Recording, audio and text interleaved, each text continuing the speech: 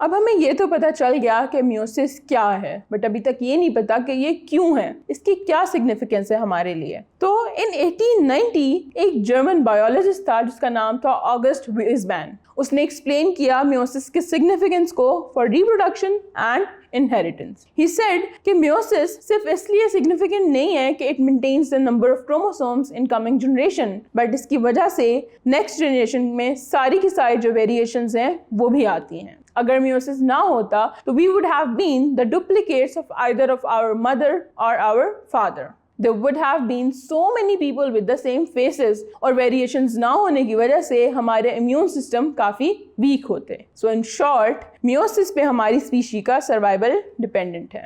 अब इसके अलावा और भी सिग्निफिकेंस है, जिसमें मेजर चीज़ है maintenance of the chromosome number in next generation. Let me ask you something. अभी तक आपके माइंड में ये क्वेश्चन नहीं आया कि why there is a need for meiosis? Why there must be two different kinds of cell division? Mitosis तो growth, repair and regeneration के लिए हर पार्ट ऑफ बॉडी में होती है, तो मियोसिस कहाँ होती है? ये सारे क्वेश्चंस हैं जो कि मैं अब आंसर करूंगी। होता ये है कि मियोसिस रिप्रोडक्टिव सेल्स में हो रही होती है and it is essential for sexual reproduction. Meiosis male and female gametes formation के टाइम पे होती है। Female gametes are the eggs while the male gametes are sperms.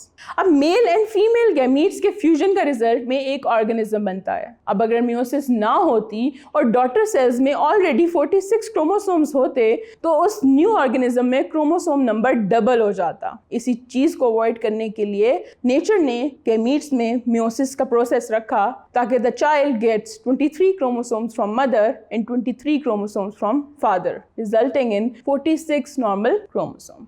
लेकिन प्लांट्स में मामला थोड़ा डिफरेंट है। They have a life cycle जिसके अंदर ऑल्टरनेशन ऑफ जनरेशन होती है। इसका मतलब ये है कि वो दो फेजेस में एग्जिस्ट करते हैं, स्पोरोफाइट एंड गेमेटोफाइट। अब जो स्पोरोफाइट सेल्स होते हैं वो डिप्लॉइड स्पोर्स होते हैं। उन डिप्लॉइड स्पोर्स में they undergo meiosis and they produce haploid spores, यानी diploid spore resulting into haploid spores. फिर उन स्पोर से एक हैप्लॉइड गेमेटोफाइट प्लांट डेवलप होता है, यानी कि वो जो स्पोर्स हैं वो खुद हैप्लॉइड हो चुके हैं। उनसे जो प्लांट डेवलप होगा वो एक हैप्लॉइड गेमेटोफाइट प्लांट होगा। Gametophyte plant then produces haploid gametes through mitosis, which then combines to form a diploid zygote. This zygote develops through mitosis to become a mature sporophyte, which then again produces the spores and the cycle continues. तो इस तरह से दो generation होती हैं, एक में mitosis हो रही होती है और एक में मियोसिस भी होती है। फिर नेक्स्ट बात आ जाती है प्रोडक्शन ऑफ वेरिएशन की इन द नेक्स्ट जनरेशन।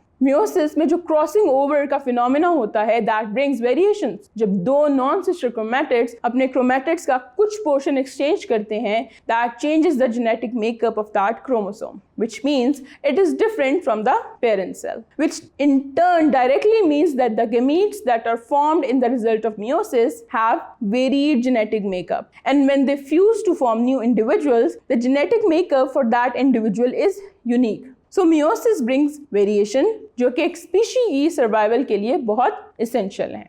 फिर ऐसा होता है कि मियोसिस में समटाइम्स कुछ एरर्स भी आ जाते हैं, like every other normal process happening in the nature, same errors could happen in the meiosis. अब नॉर्मल सिनेरियो में during anaphase 1 homologous chromosome separate to two opposite poles, यानी कि पूरा का पूरा एक क्रोमोसोम एक तरफ चला जाता है और दूसरा क्रोमोसोम दूसरी तरफ चला जाता है। एंड देन इन एनाफेज 2 इन क्रोमोसोम्स के सिस्टर क्रोमैटिड्स, यानी एक सिस्टर क्रोमैटिड एक पोल पे, दूसरा सिस्टर क्रोमैटिड दूसरे पोल पे। लेकिन समटाइम्स इस नॉर्मल प्रोसेस को कहते हैं डिसजंक्शन। लेकिन समटाइम्स ये सेपरेशन या डिवीजन नॉर्मल या इक्वल नहीं होती। There could be an error जिसकी वजह से डिवीजन प्रॉपर नहीं होती। कहीं पे एक क्रोमोसोम ज़्यादा हो सकता है, कहीं पे एक क्रोमोसोम कम हो सकता है। तो that results in the formation of abnormal gametes जिनमें क्रोमोसोम नंबर मेंटेन नहीं होता। It could have either have 47 और 48 5 क्रोमोसोम। अब अगर एक एबनॉर्मल गेमीट फ्यूज करता है एक न्यू इंडिविजुअल बनाने के लिए, तो इट रिजल्ट्स इन मोर और less number of chromosomes like 47 और 45, यानी कम भी हो सकते हैं और